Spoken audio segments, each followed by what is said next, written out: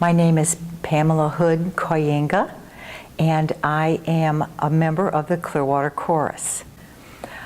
I cannot believe the wonderful things that Ruth Eckerd Hall has brought to me personally.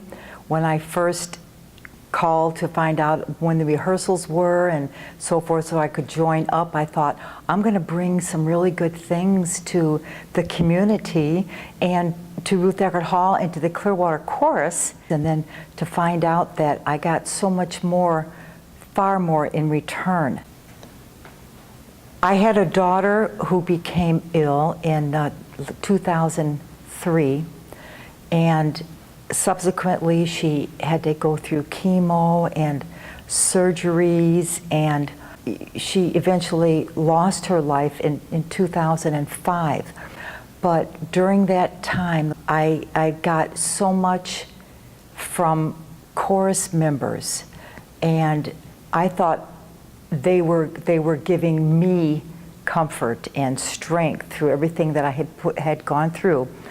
But I had heard from others when they told me, you know, during that time you gave other members so much because of your strength, that we gathered from you what we needed to go through things in our life that we thought that we wouldn't be able to get through, but we saw your strength.